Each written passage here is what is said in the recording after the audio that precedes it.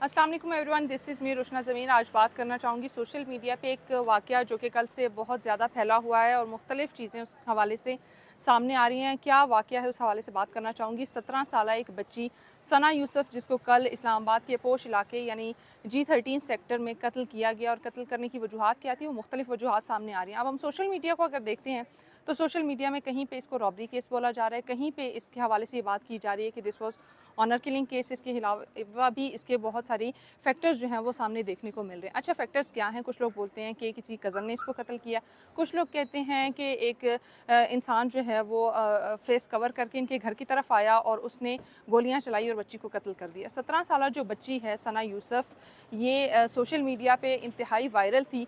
TikTok पे अगर मैं देखूं तो 7 लाख प्लस इनकी फॉलोइंग थी। इंस्टाग्राम की अगर बात करूं तो इंस्टाग्राम पे भी इनके 4 लाख से ज़ायद फॉलोअर्स थे, और मल्टीपल वीडियोस जो इनकी हमें देखने को मिलती हैं वो इस हवाले से थी। प्रमोशनल वीडियोस बहुत ज़्यादा इसमें थी। 17 साल बच्ची जो कि काफ़ी यंग है इस हवाले से, और इतनी यंग एज में इतना फेम लेना, that's definitely an achievement. But जो उनके साथ हुआ वो इसी अचीवमेंट के कॉन्सिक्वेंसेस हमें देखने को मिलते हैं। अब अगर मैं बात करूं कि कल हुआ क्या, कल हुआ ये कि 3 से 3:30 के बीच में या 4 बजे के बीच में ये वाक़या पेश आया G13 सेक्टर में। और हुआ ये कि एक मुलजिम जो कि निकाब पोश था, वो सना यूसुफ के घर में घुसा, बेडरूम तक गया और बच्ची को 2 फायर करके उसने कत्ल किया। और बच्ची को पहले लेके जाया गया शिफा हॉस्पिटल, जहाँ से उनको दोबारा शिफ्ट किया गया पिम्स हॉस्पिटल, जहाँ पे उनकी मौत वाक़या हुई। और उसके बाद डेड बॉडी जो है पोस्टमार्टम के बाद फैमिली को हवाले की गई, और फैमिली ने जो डेड बॉडी है वो अपने आबाई गाँव लेके गए। आबाई गाँव ले जाने के बाद उनकी आज यानी 3 जुलाई को तदफीन हुई। 2 जुलाई का ये वाक़या है और 3 जुलाई को इनकी तदफीन की गई। अब हम देखते हैं कि सबसे पहले जो चीज़ सामने आती है वो ये है इस्लामाबाद पुलिस की कारकर्दगी। That was one of the best thing, क्योंकि 24 घंटे के अंदर अंदर एक केस को कवर करना इज़ डेफिनेटली कमेंडेबल। क्योंकि 24 घंटे के अंदर उन्होंने जो कार्रवाई की है, जितने तरीके से प्लानिंग की है, वो देखने वाली है और वो काबिल तारीफ़ भी है। अगर मैं आपको बताती चलूँ थोड़ी सी इसकी डिटेल्स के हुआ क्या है और किस तरीके से इन लोगों ने ये पूरा केस जो है, अभी तक की जो डिटेल्स सामने आ रही हैं, तो जितना रिजॉल्व हुआ है उस हवाले से आपको बताती चलूँ तो इन लोगों ने 113 कैमरास की जांचबीन की है, और इसके साथ साथ 300 कॉल्स यानी 300 लोगों की कॉल्स ट्रेस की गई हैं इस हवाले से, और 11 जगहों पे छापे मारे गए हैं, जिसमें से 2 फैसलाबाद में भी मारे गए, जहां से मुलजिम को गिरफ्तार किया गया। मुलजिम की थोड़ी सी डिटेल्स आपको बताती चलूँ कि 22 साल उम्र है।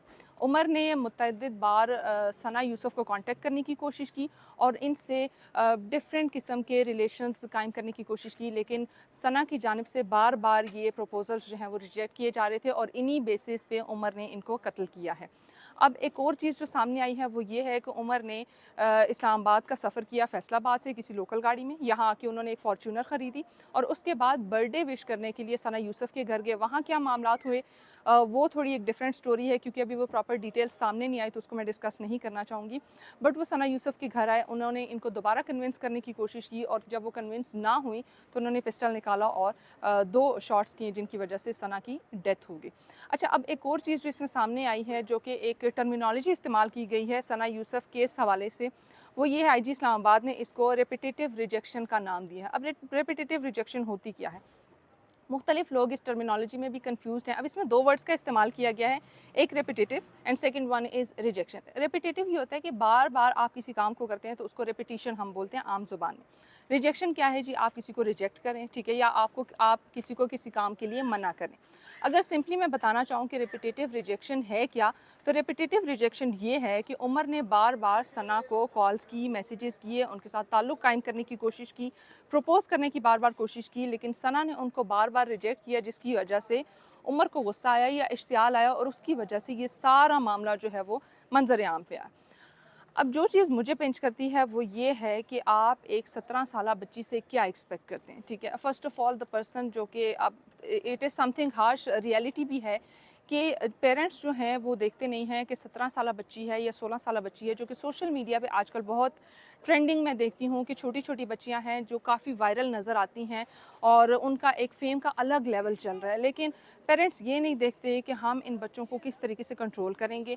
एक बाउंड्री लाइन नहीं उनके लिए सेट करते, क्योंकि वो टीनेजर्स हैं, उनको समझ नहीं आती कि हम इस सोशल मीडिया का इस्तेमाल किस तरीके से करना चाहिए। वन ऑफ द थिंग कि हाँ, सोशल मीडिया का इस्तेमाल किया जा रहा है, बेहतरीन बात है, पॉजिटिव इस्तेमाल किया जा रहा है वो भी अच्छी बात है, ठीक है। सना की अगर मैं वीडियोस देखती हूँ तो उसमें कुछ भी ऐसा नहीं है जो कि जो मैं बोलूँ कि नेगेटिव है या इस तरह से। और बच्ची अपनी फ़नी वीडियोस बनाती थी या कंटेंट क्रिएशन करती थी, उसमें कुछ ऐसा नहीं है जो कि नेगेटिव होगा। लेकिन स्टिल जहाँ पे बात आती है वो ये है कि पेरेंट्स का क्या किरदार था बीच में। जब आपका एक बच्चा कहीं पे जाता है तो आप उसकी लुक आफ्टर करते हो, आप उसका ध्यान रखते हो कि कोई छोटा बच्चा है, 17 साल की बच्ची क्या होगी, उसकी एज क्या है, उसका एक्सपीरियंस क्या होगा, उसका एक्सपोजर क्या होगा। तो डेफिनेटली कसूरवार जो हैं वो पेरेंट्स सबसे पहले ठहराए जाते हैं, इसलिए क्योंकि उन्होंने चेक एंड बैलेंस नहीं रखा और उन्होंने देखा नहीं कि बच्ची हमारी क्या कहाँ जा रही है, क्या कर रही है और किस तरीके से अपने मामलात को हैंडल कर रही है। सेकंड चीज़ जो इसमें या जो दूसरी अनासिर जो इसमें मैं बोलूँगी कसूरवार हैं, वो शख्सियात हैं जिनके माइंड में ये आता है कि लड़की है तो इसके साथ कुछ भी किया जा सकता है। वो शरपसंद अनासिर हैं। स्पेशली अगर हम अपनी मेल सोसाइटी की बात करते हैं तो किसी को ये हक नहीं पहुंचता कि आप किसी की जान ही लेने जस्ट मेयरली इस रीज़न पे कि उसने आपको प्रपोजल को या जो आपकी जो भी डिमांड्स हैं, चार्टर ऑफ डिमांड्स हैं, उसको रिजेक्ट किया है। तो डेफिनेटली ये दोनों चीज़ें इसमें काउंट होती हैं। बट मोस्ट ऑफ़ ऑल अभी जो एक और चीज़ मुझे अफसोसनाक लगती है वो ये है कि लोगों के कमेंट्स देख के बड़ा अफसोस होता है कि कुछ लोग कहते हैं कि गन साफ़ हुआ, अच्छा है, ये चीज़ कम होगी। तो आप ये सोचें कि वो 17 साल बच्ची जो है उसके माँ बाप पे क्या गुजर रही होगी, उसके बहन भाइयों पे क्या गुजर रही होगी। और एक बार ये भी सोचें कि अगर उसकी जगह पे खुदा न ख्वास्ता आपकी बहन, बेटी, बच्ची होती तो आप क्या करते। इस हवाले से अगर कोई और डिटेल्स भी सामने आती हैं तो वो भी आपके साथ शेयर करेंगे। टिल नाउ मेरे ख्याल से ये डिटेल्स काफ़ी हैं। एक नए व्लॉग्स के साथ दोबारा आपके साथ शेयर करेंगे। तब तक हमें दुआ में याद रखिएगा। अल्लाह हाफ़िज़।